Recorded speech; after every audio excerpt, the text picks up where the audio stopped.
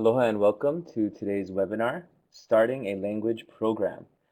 This webinar is being presented by the ANA Pacific Region on behalf of the Administration for Native Americans.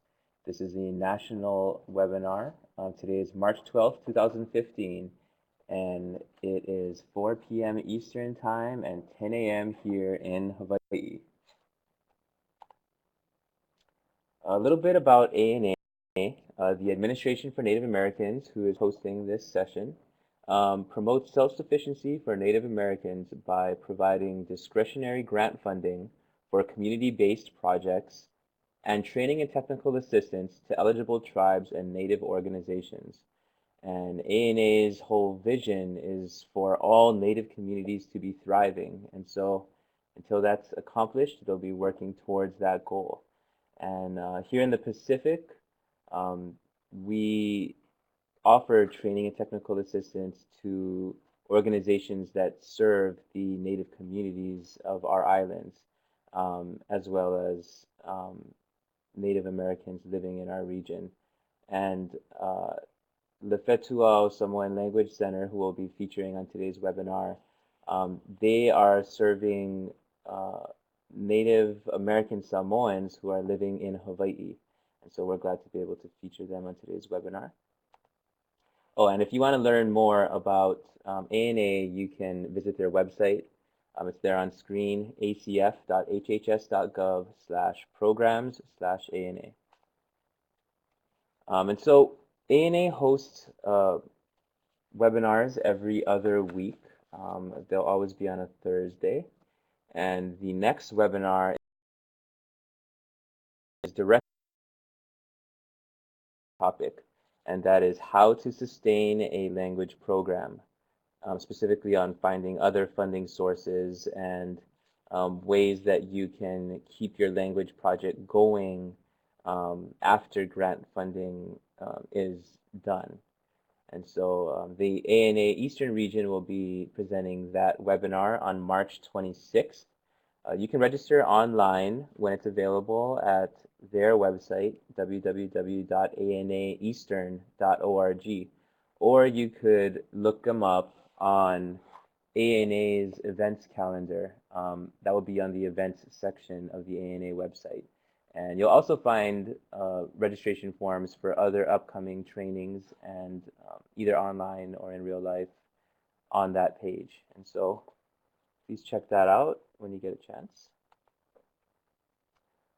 And so for today's webinar, we're really focusing on starting a language program, and starting a program that is sound in fundamentals, that qualifies for possible future ANA funding, and most importantly, will work towards the successful rebuilding of our native languages. And so at this point, I'm going to hand it off to today's presenter for the main portion of the presentation, and that is the Pacific Region Director, Keone Nunez. Keone? Aloha. Thanks, Matt. Today's webinar is going to look at some of the things that are specific to doing language programs for ANA. Looking at the participant list of people who are in the room right now, many of you have started language programs and have been successful in your language programs. So this will look at what is necessary to start a language program and make it fundable within ANA. Okay, what makes preparing for a language project different than any other ANA project? There are a lot of things that are very similar. You have to do the basic steps like community involvement, identifying the problem, creating goals and objectives, creating activities, and assessing progress. But all of those steps have really, really fine-tuned issues that needs to be looked at in order to create a language program that would be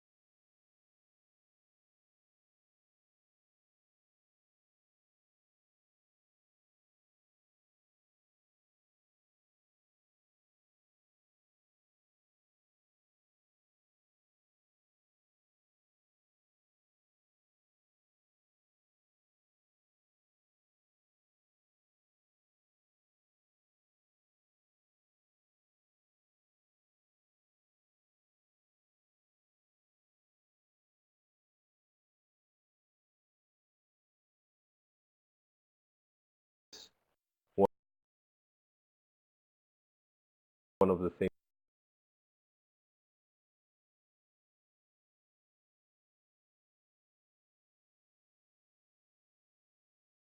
things that I think is really important. The community involvement piece. We'll go through a lot of these one by one, and we will be including a lot of things that have been learned within our experience of um, giving technical assistance to the Pacific region, but it has implication in all of the regions. Yeah. Within the community involvement, the status of the language is very, very important. And when you're looking at the status of the language, you have to look at several aspects of it. How many native language speakers are there in your community? What is the average age of your native language speakers? How many youth are native language speakers? What is the population of your community? And is there interest in your community to start a language project? Now, for many people, when they're looking at the status of the language, they look at merely the overall status, whether it's being spoken on a daily basis, whether you hear it in the community, that type of things. But you have to get very specific with this, because this will help you formulate a project that will be successful. There are some things that we do not want to acknowledge sometimes, and part of it is that some of our languages are very, very much endangered. And so you might think that, well, we don't have very many native language speakers. Um, So how can we utilize it in a way that people will think that it's fundable? I think that regardless of what your number of native language speakers are, as long as there's community interest in starting a language project, that's the most important thing. And ANA has changed a little bit of the FOAs from last year to this year. Within the native language sections, the preservation and maintenance, and the Esther Martinez initiative. Um, Last year, they said that in order to start a language project, you had to have at least one native speaker. They've changed that. They do not have that requirement anymore. I think there is realization that in some communities, the sad reality is that the time that you spend in preparing your application and submitting your application, from that time of submission to the time of approval, things might change. And so it's been taken out. So one of the things that you might want to consider, especially if your average age of your native language speakers are on the higher end, in their 70s, 80s, and 90s and above, um, is to think about capturing some of their speech and talking to them about language via and capturing that via recordings or video or something of that nature, because that's really important. You have to have a baseline in which to start your language program and know where it's going. Yeah.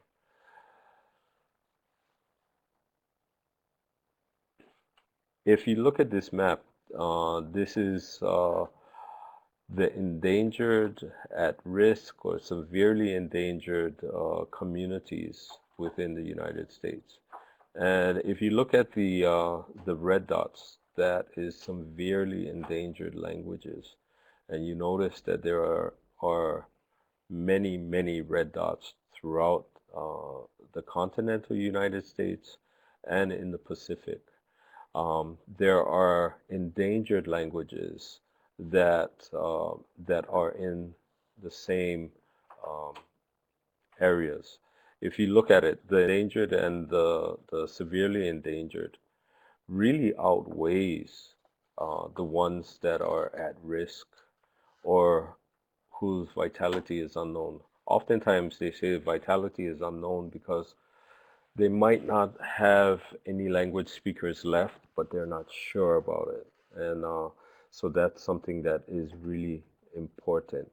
Um, if you look throughout the continental US, Alaska, and in the Pacific, we really, really have an overabundance of endangered and severely endangered languages out there.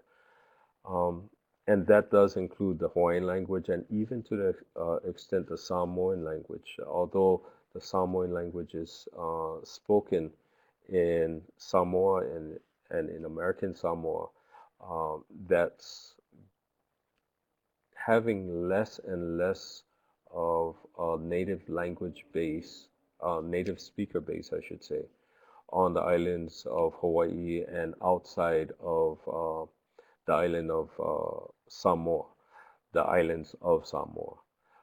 Even in American Samoa, they're having some issues around youth becoming native language speakers. If you're interested in this map and more intrigued by it, the source is www.endangeredlanguages.com. I would encourage you guys to go over there and look at this because it's it might seem that it's kind of depressing, but uh, I think we really, really do need to know how our languages stack up uh, to the rest of the world. And if you see in other areas, if you look at New Guinea and Indonesia, in Australia, in South America, a lot of people are in the same boat as many of us are. We're just fortunate that ANA has um, put aside some of the monies to support native languages, and I'm very, very appreciative of that.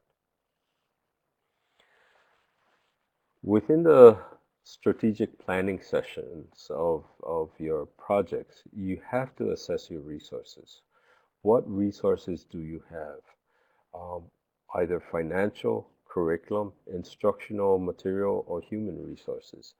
Now, oftentimes when we're looking at resources, the first thing that pops up is what financial resources do we have?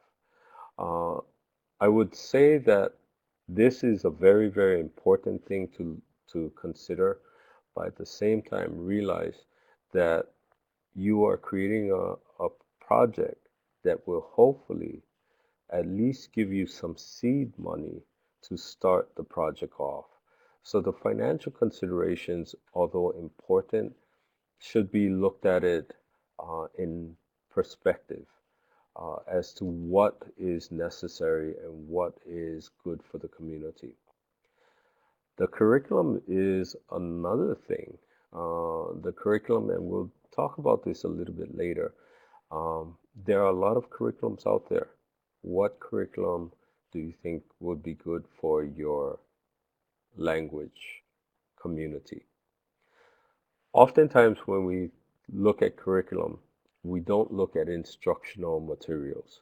And instructional materials are essential to the success of any project determining language. Now, these are things that are very, very specific just to language programs. Yeah, these instructional materials might include what books are there that are written within the language that you could utilize, that uh, you could use in maybe a preschool to sixth grade curriculum. What instructional materials can you use that are from seventh grade all the way up to high school? So oftentimes when we're looking just at curriculum, we're not looking at what supportive instructional the instructional materials there is. Um, and that's something that we need to consider. Okay, and the most important is what human resources are there. And oftentimes, the people who are the native speakers, like I said, are a little up in age, and it's important to include them. But with this inclusion, you have to really determine how they're going to be included. Yeah. If you're going to pay them as staff and they're elderly, will that affect some of their financial assistance that they're having if they're on Medicaid and Medicare? Those are some things that needs to be taken into consideration, especially when working with the elderly, that we don't necessarily think about when we're doing other type of programs. But unfortunately, for many communities, native language speakers are a little bit older than the general population, and you need to take those things into consideration. The instructional preparation is important to look into. The curriculum building, the curriculum development. Do you need to develop your own curriculum? Oftentimes, we don't have curriculums that we are satisfied with within our own language base. Yeah. Would you use a current curriculum and adjust it to your needs? For example, take an English standard curriculum and translate it into your native language to create a curriculum unique to your community. That's been one of the hardest things for a lot of people who are starting language programs to wrap their minds around, because mostly you will be teaching language using an English base. And is that the best way of doing it? Is there another way of teaching that would be much more effective within your community? And you really have to take that into consideration. Um, I know there are many people that in the start of their language program has taken the English standard curriculum and just translated it to utilize within their schools. But later on, they've been developing curriculum that is more unique to their own community and more tailored to their own community. And that kind of things are really important to take into consideration. Again, what kind of support materials are there to make your curriculum successful? Uh, Oftentimes in this day and age, we're very fortunate because we can access videos and audio libraries. And sometimes these things are really, really important for us to utilize within the curriculum that is either been developed or will be developed. Yeah, it's a little bit better now than before for some languages as far as books and other uh, paper resources that are written within the language, but it's still a great need out there. And I remember early on in Hawaii, there was a language program that started, and in essence, the instructional material was just buying kids' books and translating it into the native language, into Hawaiian, in this case, cutting it out and pasting it into the books that are uh, currently being being bought in the stores. Now, the other thing that this happened a while ago, and I think today is a real different situation. But one thing that you have to take into consideration by doing this, are you going to violate any copyright laws? Are you going to uh, do any copyright infringement by doing this type of things? And those are some things that you got to think about in language programs that you don't necessarily need to think out in any other type of program. Yeah. Create a reasonable timeline, especially for language programs. Create a reasonable timeline. Allow enough time to develop and assess the curriculum. Oftentimes, This is one of the steps that many language programs kind of rush. They want to get the curriculum developed within the first year. Now, for some communities, this is achievable. For others, I would say take your time because this is the curriculum that you are going to extend your language community with. Yeah, so allow enough time to develop and assess the curriculum. To give you an idea, if you try and do it in the first year, realize that the first 3 months is going to be taken up in staffing and getting your project ramped up to do the work. If you want to have the curriculum fully developed, um, you only allowing yourself 9 months to do that, and that includes um, time for pilot or equivalent in order to give it a proper assessment and rewrite. 9 months isn't a long time to develop curriculum. And so allow yourself enough time, create a reasonable timeline. And oftentimes people just think that um, there is just one or 2 years in which they need to really get it ramped up and get it uh, running.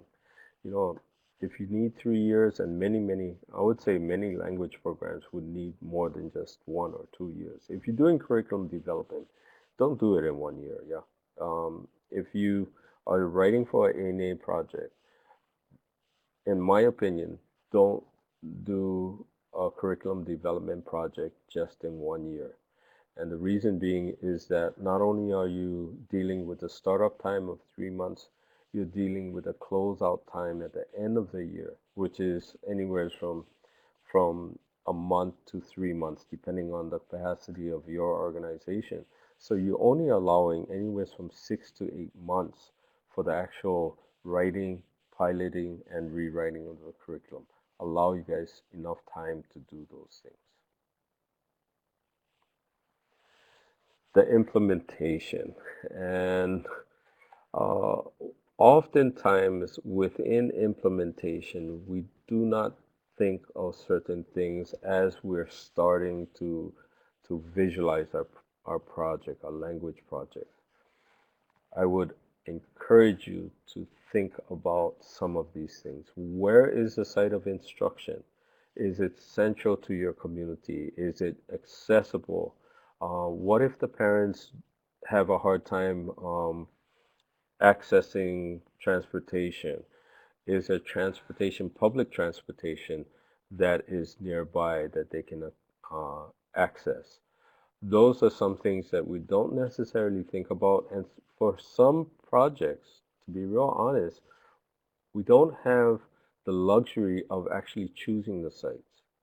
We make do with the site that is given to us. There's nothing wrong with that, but realize that sooner or later, this is going to come up as a challenge and that you need to address it for your language project to be successful. The other thing is certification of teachers. In Hawaii, we've had some issues around the certification, especially of elders as teachers. Within a Western mindset, you're taught to become teachers. Within a more native mindset, there are natural teachers out there. Also, and this is my own personal opinion, so it's not the opinion of any communities or anything. But once you go through the steps of getting your degree, getting your teacher certificate, it doesn't necessarily mean that you're a good teacher, especially for language. To me, it means that you're a good student, that you went through all of the hoops necessary to get the degrees. Sometimes our elders are the best teachers out there, but unfortunately, because of time, because of financial limitations and such, they were not able to go and get degrees or anything of the like. So the certification of teachers for some communities is an issue. For others, it's not a problem. but you have to also take that into consideration. The age of instructors are really important because, as I said, um, there are many, many native communities in which the native language speakers are elderly. One of the things that is necessary for you to look at, and it is sometimes a hard thing to look at because we want to think that they're going to be within the community for years and years and years. But one of the things that you should consider, especially for language programs, and if you are using um, elder instructors as your primary sources, is what happens if something does not allow them to participate within the project. You have to really look at that and be honest with yourself along those lines. Again, if you are from a community that there's only a handful of native speakers and many of them are elderly, I would really invest and start uh, video recording them or audio recording them for the posterity of your entire community. I think that's important. The recruitment and retention of participation is different in language programs than in other programs. Recruitment sometimes is a little bit easier because a lot of people want uh, to participate in the language program. The retention is a lot more difficult because sometimes people um, have a hard time catching on to the language and get frustrated with not being able to learn. And so that becomes a challenge. Look at your recruitment and retention aspects of your proposal and of your project because that is going to be very, very, very important. Okay. The other thing is, you know, a lot of people don't want to um, acknowledge this, but the reality is one of the things that is a barrier with implementation is overcoming community of family attitudes of native languages not being viable in contemporary society. I know that many, many of you have come from family backgrounds that you have had a native language speaker in your household, and unfortunately, they felt that, in order to be successful in this world, uh, you have to learn English and not learn your native language. So overcoming the community of family attitude on native languages is one of the hardest things um, to do. And that is really, really important to really get a handle on. Yeah. Kamakana, you have a question. And the PowerPoint itself will be available. The whole thing is recorded and it will be available on a YouTube channel so that you can um, access it at a later time. Yeah.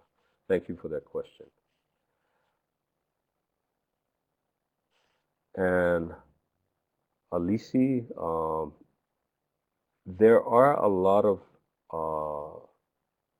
studies on language acquisition and on immersion language programs. And there have been a lot of studies on the continental US because um, they've had immersion schools in the continental US for a long time, immersion in the Spanish language and also in French, actually, and which is real interesting. But they found that a lot of the people who learn language at an early age actually do better. A lot of people who grow up with the language don't really think of certain aspects of of the language that native speakers in other languages need to think of. And so there are studies. I don't have anything of that nature in on hand, but I would encourage you to look up uh, immersion language speakers or immersion school participants and how they progress in their academic pursuits outside of the immersion schools.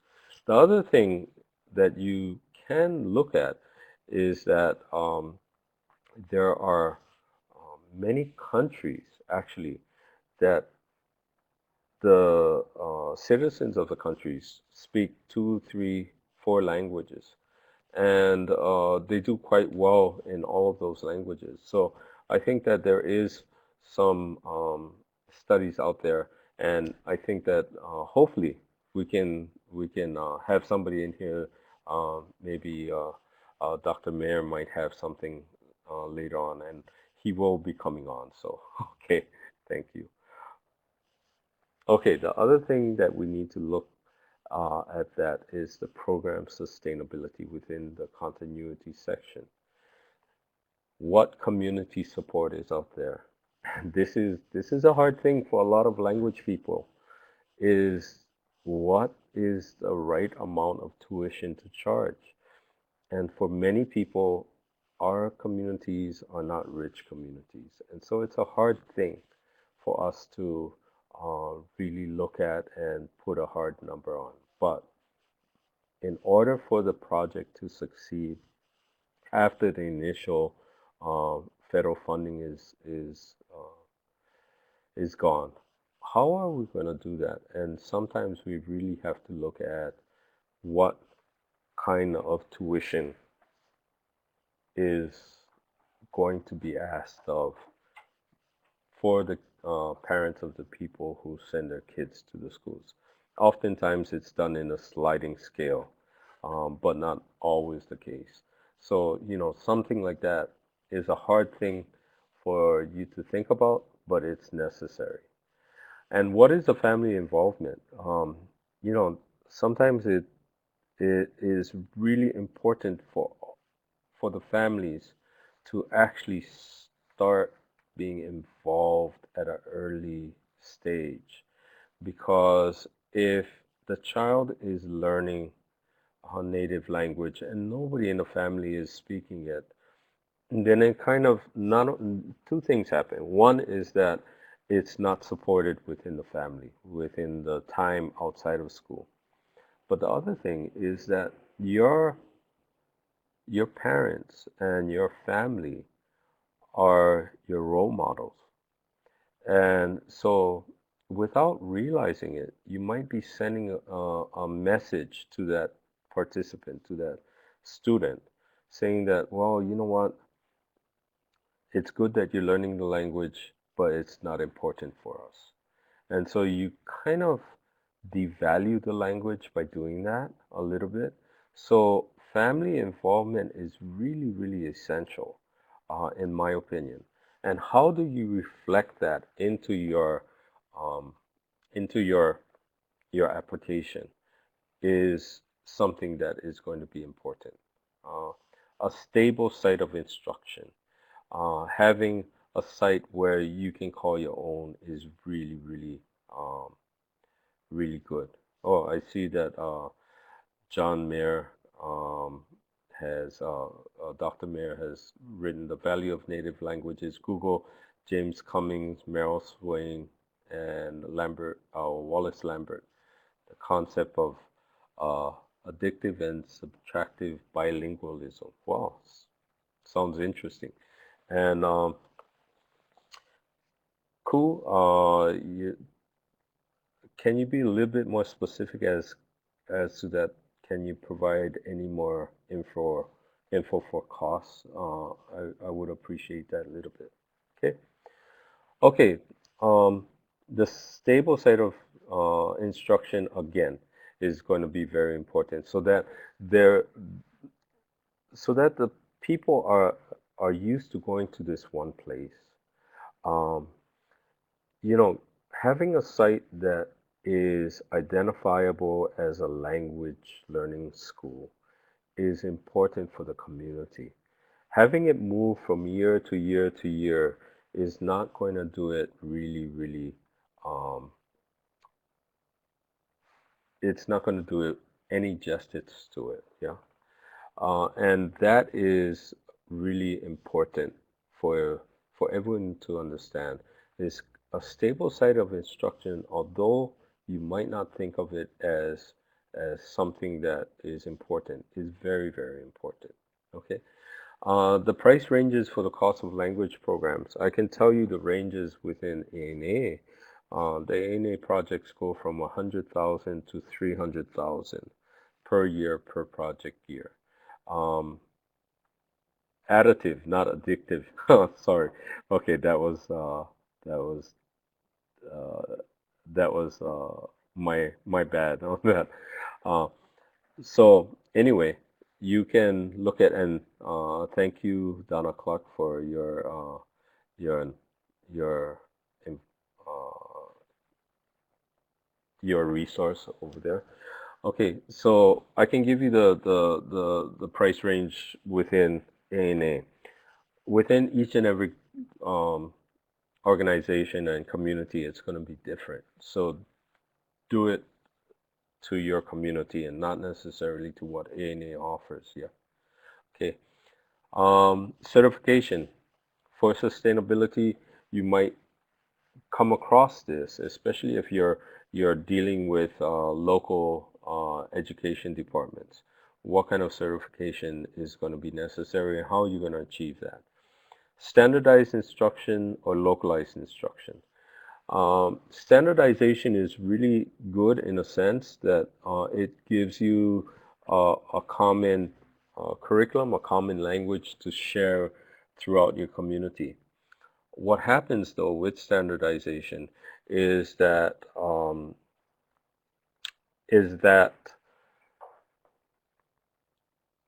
those localized languages, those dialects that are localized, um, start disappearing really quickly. So you have to weigh within your community what the status of the language is. For some of your languages, it's standard already. For others, there is a lot of dialectual differences. How are you going to deal with this? And for some people, you're going to see some kickback from the community if you standardize too much and not acknowledge the localized languages. So those are some of the things that is real important. Curriculum, again, having a strong curriculum and having the instructors be able to instruct. So one of the things is that is it easier for language speakers to learn hard subjects like math and science to teach? Or is it easier for math and science teachers to learn language? You know, that's one of the issues that you have to think about. Um, and you know, it's interesting, but I've not seen, at least in A&E, I've not seen any kind of partnership um, between subject-specific teachers partnering with native language speakers to teach a course. I haven't seen that in A&E. Maybe there's programs out there that has that, but I haven't seen that in A&E. Given the cost, have some of you found that following a charter school path is beneficial? This is a very good question, and that's not for me to answer because I'm not sure about that. So if any of you can chime in on that, that'd be great. Okay, I want to introduce to you Elisapeta Tu'upo Alaimealata, and she is Samoan and she lives in Hawaii. She has a Master's of Education. She's a project and founder and project director of Le Fetuao Samoan Language Center. Give you a little bit of background on her. She's the eldest of five siblings. She's married to uh, Keresema Alaimealata, and who's a veteran of the U.S. Army. They have four children, all of which who were born and raised in Honolulu, Hawaii. She's a product of American Samoan Department of Education, and she excels in teaching and being a leader within her own community. And I think that's really, really important. Yeah.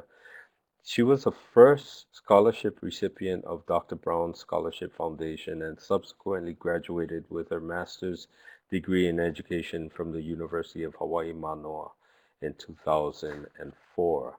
She's fluent in Samoan and is passionate about Samoan language preservation and culture. She's a founder and director of Fetuao, as I said, and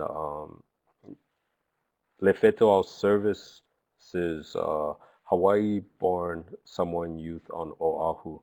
Um, and Fetuao is a grassroots organization run by community members, serving preschoolers to adult level through Samoan language and culture. And I want to welcome her, and um, I also want to welcome Dr. John Mayer. He's an associate professor of Samoan and the chair of the Department of Indo-Pacific Languages and Literature. He was a Peace Corps volunteer and trainer in Samoa from 1970 to 1976, um, and founded the Samoan language program at the University of Hawaii in 1976. He teaches introductory through advanced Samoan language courses and is a graduate faculty in Pacific Island Studies. He has a MA in ESL, English as a second language, and a PhD in linguistics from the University of Hawaii, and holds two chiefly titles. Uh, Fepuluia'i from the island of Sava'i and Lasei from Manono. And I'd like to welcome both of them um, in their uh, in their participation. First of all, I'd like to again welcome Elisapeta and Dr. Mayer, and I would like to ask Elisapeta.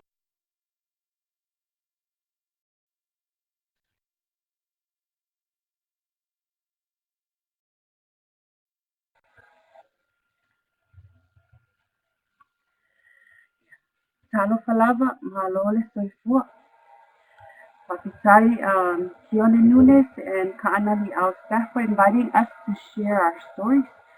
I would say the journey of Fetuao Samoan Language Center here in Honolulu, Hawaii. It's been a very interesting and a great learning process for all of us in this project. So Dr. John Mayer is on standby right now, and he'll be adding on to what I will share. Lefetuao, I would say that our journey is a journey of gathering. That process of learning is more important than the product. So I'd like to share a Samoan proverb that, for everybody. There's a Samoan saying, Eleaise whaiwai asa male mau mau. This proverb talks about a fishing mission out to sea. When fishermen go out fishing, there will always be problems or drawbacks. So no endeavor is free from problems or drawbacks. And problems and drawbacks should not be roadblocks to drive us to our mission and our vision. And the reason is because we should continue to move forward because we see the need. Families and children are very hungry for knowledge and understanding about our native language and culture, something that our education system cannot provide. But we, as native communities, can provide that wealth of knowledge and understanding to bridge the gap of learning and at the same time empower parents and children to work together and contribute on building a healthy family with a strong education foundation. And we're very fortunate to have ANA and all our technical support, agencies that's providing help to all of us. One of the things that we always look at is the success of this community-based effort is working with like-minded people. It is the key. People that are passionate with the work and those that would take an extra step ahead that will initiate things to have a successful project. And at the same time, we're building a community of learners when we come together. We reflect a lot and we identify those key personnel that you continue to move forward as community members. I want to share that one of the ways or the strategy that I use as a leader is we want to have, we want our community to think that they are experts.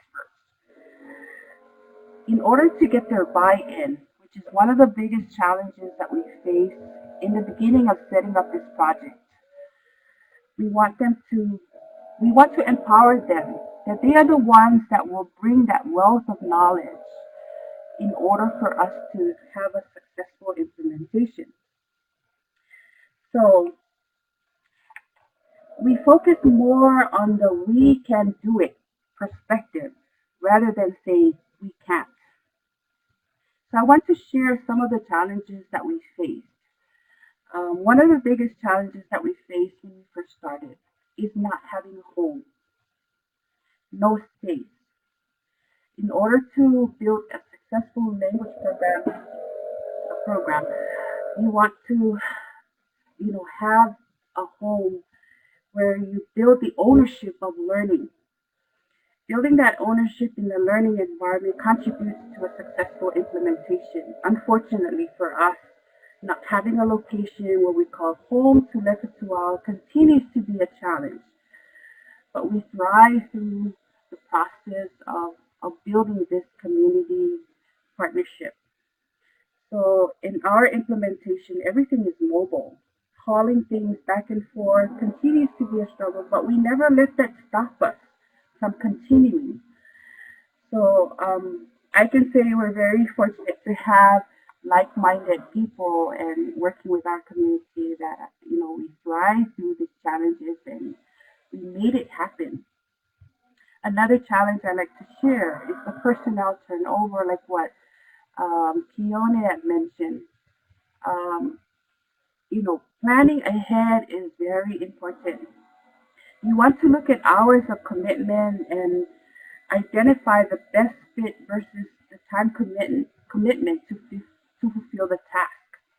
You look at your tasks and activities and plan accordingly around those areas so that you have a good time frame to avoid any frustration or any problems. Another challenge I can say through our journey is the teacher training. With Samoan language being the least, which is considered a least commonly taught language as shared by Dr. John Mayer during our meetings, we have less resources and materials. Things have been developed, but they're all sporadically, everywhere. So with our work right now, we're trying to combine. We bring these resources and we identify the best, resources that meet our needs within our own learning environment. Not everything will will fit with our activities and everything that we do. So, the teacher training, right now, we're working on it at this time. Due to the technology integration of using technology to teach language, it's a new concept with Samoan language. So we're currently addressing technology and language right now, which is new. So Dr. John Mayer had shared with our group that, we're currently, with the current generation, we're considered digital natives. they're considered digital natives. For us, old generation, we're digital immigrants. And ideas are very old, but we want to we want to keep up with the current trends and to make learning fun and exciting for the children. Um, through our program with the technology integration, we found out that the children are experts of technology. So when we train them the skills, they're able to pick up, and then we mentor them and guide them through our language lessons. And that's where everybody meets together because, we're all learning together at the same time. Um, some of the challenges I can say that, um, like what Keone had mentioned with the cost of, of the language, the classes. We want, our program is free, but we're looking at sustainability at this time, and we identify the best ways to sustain our program so that it's affordable to our community. Um, so that's one of the challenges, but I could say that we're continuing. We want to target these issues right away because our third year is next year. So the questions that we're working at this time is how can we continue this? Also, it's a free program. Who will fund a lot of these activities if we don't get any funding in the future? So there's also fundraising committees being developed through our advisory board. Another challenge that we find is transportation, getting the families to attend the classes. For some families, they work many jobs, and it prevented them to bring the children over to attend the classes. So, um, you know, those are some of the things you have to consider. Churches are receptive, but we're expanding our services to help them. As you can see on this picture, the top group photo is Fetuao, which is the center location here in Salt Lake. And the bottom one is one of our sites that we recently developed out in Waianae site. So their school is called Fetuao. So right now, we have 2 language sites in Honolulu at this time. With Fetuao site, we have 116 registered, registered participants in our system. We can only take about 70 something people at this time due to the limitation of the facility. That means we have 60 something in our wait list at this time. With the Silafai sites out in Waianae, they serve about 30 students in that community.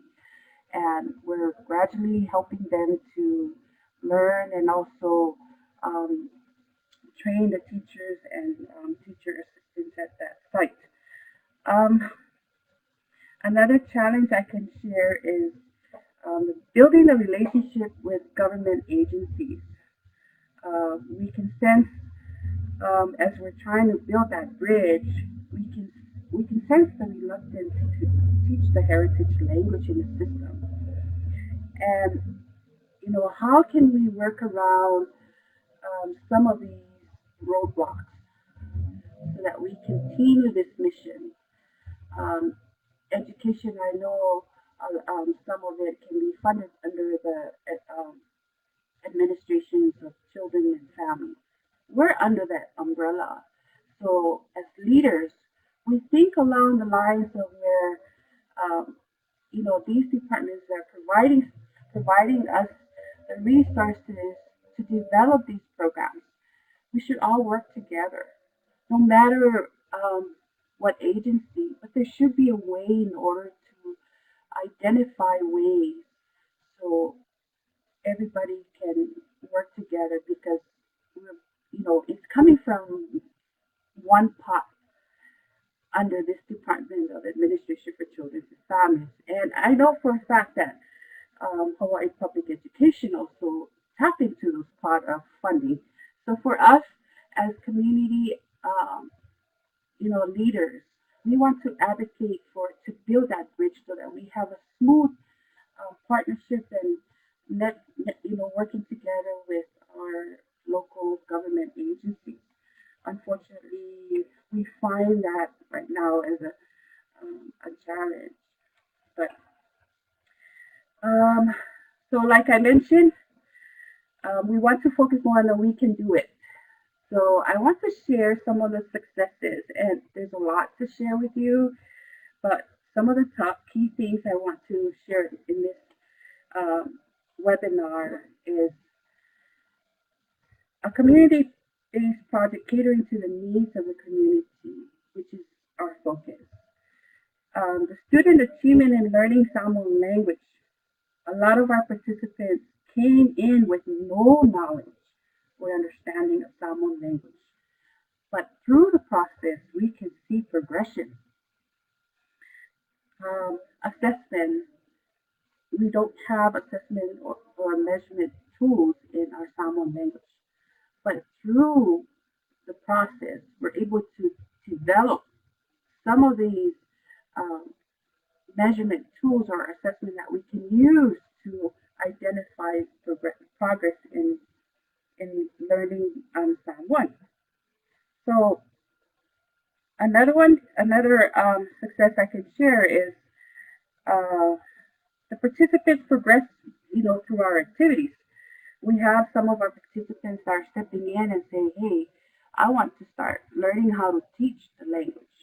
So first as a learner, and now we have participants moving in and they want to become teachers. And that is something that I heard from Kaʻānaniʻau as well, which is very, it's a similar theme that we're experiencing right now. Another success is consolidating resources and materials to teach Samoan language. These materials will be available to our community agencies or other organizations that are interested to teach Samoan. And I recently received a phone call today from one of our church leaders in Seattle who is interested to set up a Samoan language. So another church leader here in Honolulu, he's requiring all 6 churches under the Samoan Methodist, the Samoan Methodists, to have Samoan language incorporated in their Sunday school implementation, which is a really great success to hear from our community leaders because of what we've been working on. They see the value now. There's a sense of identity, the community feel, people are coming together and learn a sense of belonging. People are more comfortable, and new learners, they feel safe, that they can learn and make mistakes, but we encourage them. There's success of building a project that will serve as a model for other Samoan organizations and outside. So another thing that I'd like to mention is the success of this is building a model that will supplement regular education in a sense of providing guidance and mentorship to basic skills in education. One example is enhancing the importance of, we want to enhance the importance of basic needs in learning. Meaning we want our children to be prepared when they learn. Do you have your tools ready? Are you on time? In Fetuao, we don't perpetuate the saying that there is a Samoan time. There is no such thing as a Samoan time. Those are people developed ways, mindset. And we don't want to encourage that because it becomes a drawback to a lot of our people.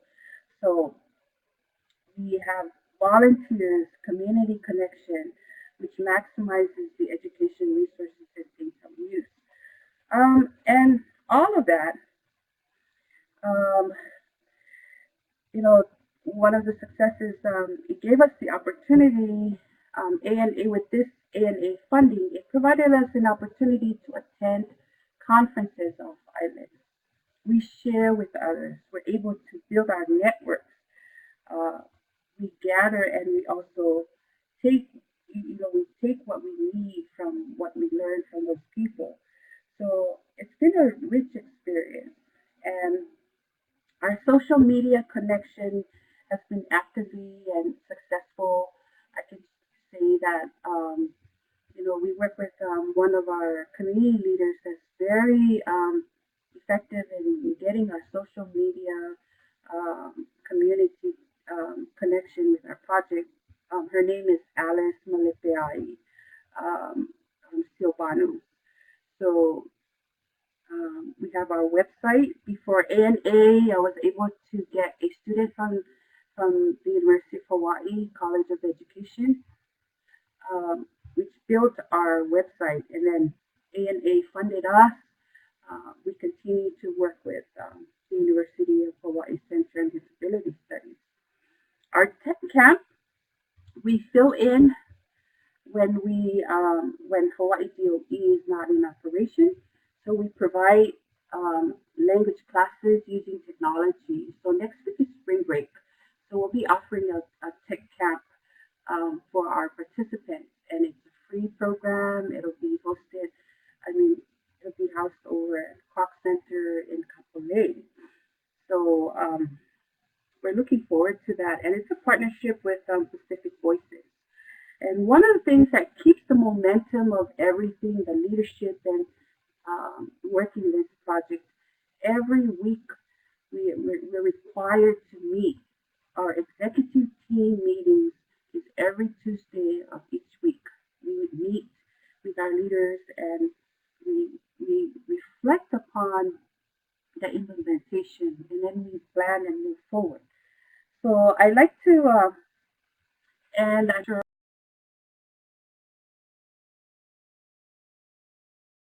on it if we have enough time, but I'm going to give some time to everyone to ask their questions. I'd like to end by saying that Fetuao in Samoan means morning star. Our hope, like in our mission and mission, the rays of the morning star will rise from the horizon, will shine to every corners where Samoan people live.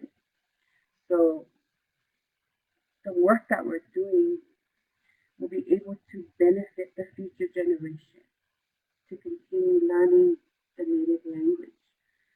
So thank you very much for listening in. I know, I've been throwing in points about some of the successes and challenges that we face as a community-based program, but I can say it's been a really good journey, and we're learning a lot as well.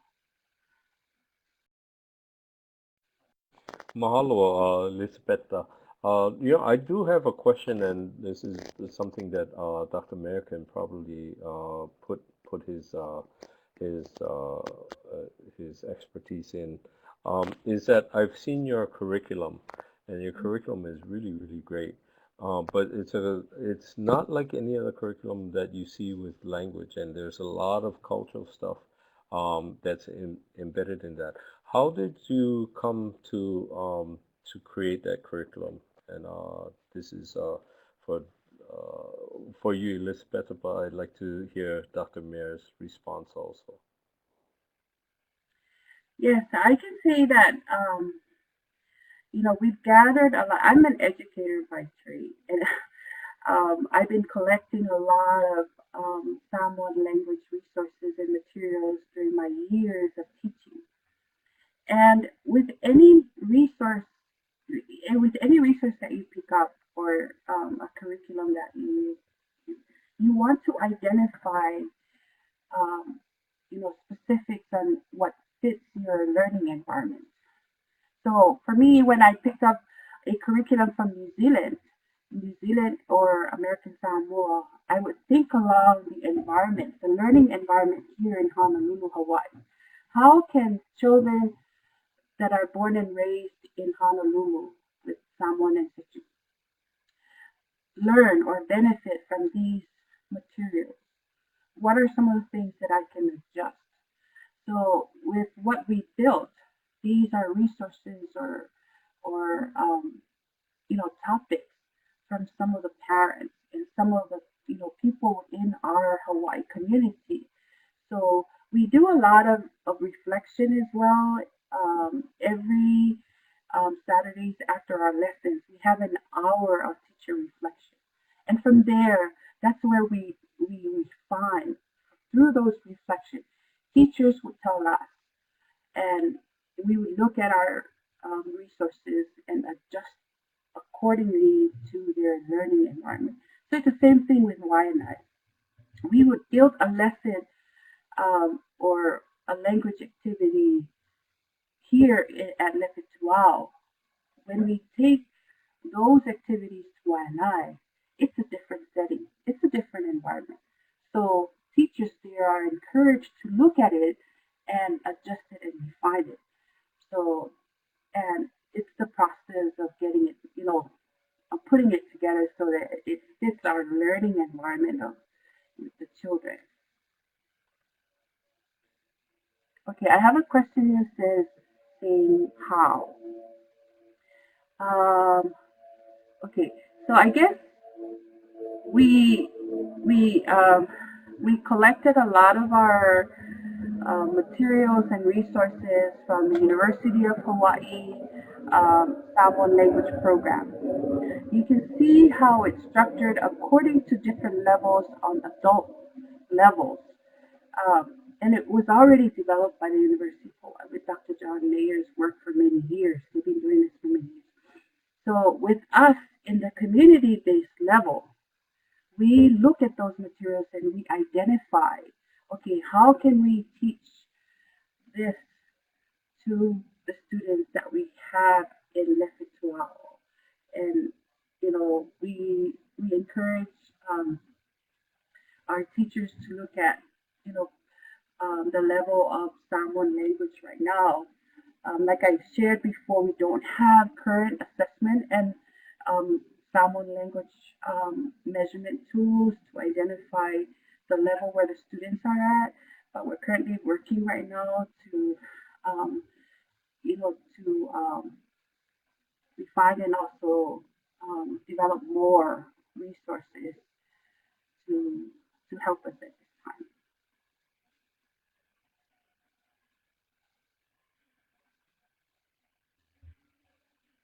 Oh, okay. Would I be able to pass on your email so I can get additional information? Yes, you can email me at alaimealata@hawaii.edu.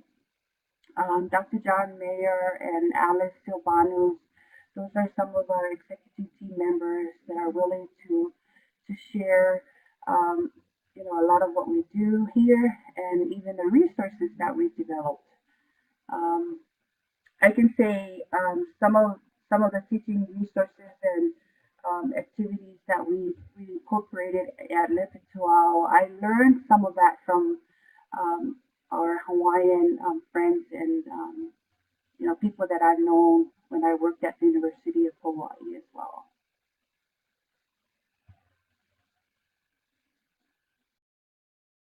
Thank you, Elisapeta. Just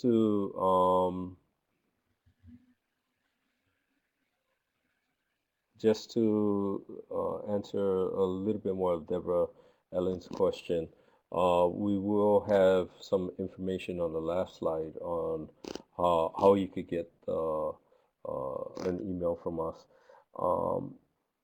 And yeah, you have on Guam, you have other island groups, and they don't fall under NA, unfortunately. But that you might have to go through DOI, Department of Interior, and they have some funding sources, or the Department of Education. I am not real certain as to what kind of programs they have specifically for language. I know the Department of Education does, but whether or not they support language acquisition from other island groups, it's hard to say. What I would like to say is I would like to thank Elisapeta and John, Dr. Mayer, and also congratulate them because earlier this month they were recognized by Harvard University's Bright Ideas program for its innovative approach to perpetuating the Samoan language and culture. So, your work is not being unnoticed, and that's really, really important. One thing I would also like to let you guys know is that currently in the federal government there is a Senate Bill 678, and it was introduced by a senator from Oklahoma, which will say that the official language of the U.S. will be English. Now, I don't know what kind of what's going to happen with other native languages if this passes, but it's something that all of us who are concerned about native languages should be um, aware of. Again, it's Senate Bill 678, and I've forgotten the name, but it was introduced by a senator from Oklahoma, making English the official language of the United States of America. And so, again, I have not read the bill in its entirety because if people know that some of the bills are really, really long, and that came to my attention early this morning. So, that's something that all of you should be aware of. Yeah. Okay. We're coming down to the end of our presentation, and I'd like to ask for any final questions, or Dr. Mayer, if you want to add anything to, we would really, really like your input. Yeah.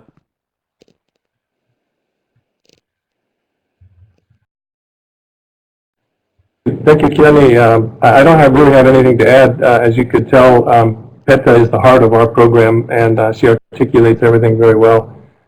If people have questions, you can always email us, and I suppose that the best way to do that would be to go to the website, fetuao.com, and you can find our contacts there. Thanks again for the opportunity.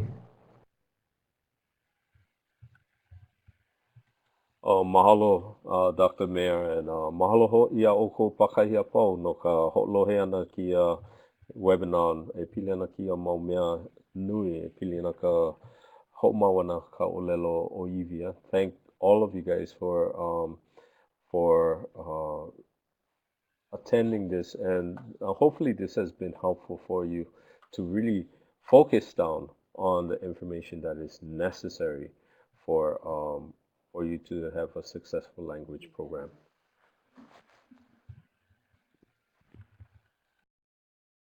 All right, yeah, and thank you, Keone, for presenting the training portion of the webinar. And once again, thank you to Elisapeta and Dr. Mayer from the Fetuao for your story. Uh,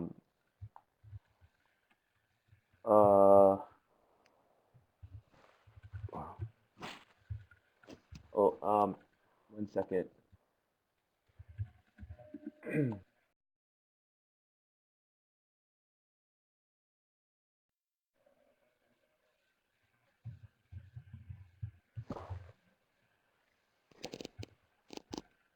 Just a little technical difficulty, but we'll get it worked out. So we have more resources that you might want to check out. We have our native language Google community, which is a Google Plus group used by different native language leaders from across the nation and the Pacific. And so that's an ANA community forum where people share different language resources and stories and current events and funding opportunities from ANA and outside. And so if you're most of your work is in native languages, you might want to join that group. Just find plus.google.com, and then you'll find the native language Google community. And by the way, I'll be sending out links to all of these resources in a follow-up email, and I'll be emailing that out to everyone who registered for this webinar. So if you are attending the webinar and did not register for it, please go back to the registration form as soon as this is done and just type in your email address, and you'll receive all the stuff that we talked about today, including today's PowerPoint. Another resource that you might want to look at is the native language funding opportunities that ANA provides. They have two different language funding initiatives. The first is the Preservation and Maintenance Grant, which is the general language supporting grant that ANA offers. And the other is called the Esther Martinez Immersion Grant, and that is focused on projects that deal with language nests or immersion style education. And you can find more about those on the funding opportunities page of the ANA website. The funding deadline recently passed on March 4th. And so now is the perfect time to start developing your project for next year's funding cycle. And there's also some past webinars that we've done in the recently that you might want to check out. We have our Language Assessment and Proficiency Tools webinar, which went specifically over creating assessment tools that you can tailor to your program. And then we had another one called Champions of Native Language, in which Elisapeta was featured in addition to two other native language educators and leaders. And so those are both available on the Kaʻānaniʻau Pacific Region TTA Center YouTube channel, and I'll be emailing that out to everyone who participated in today's webinar as well. And you can also find that in the resource library of the ANA website. There's also a bunch of other webinars on the ANA resource library that would also be applicable to this webinar. So thanks once again for attending. I'm just going to leave this contact info up on the screen as we close out.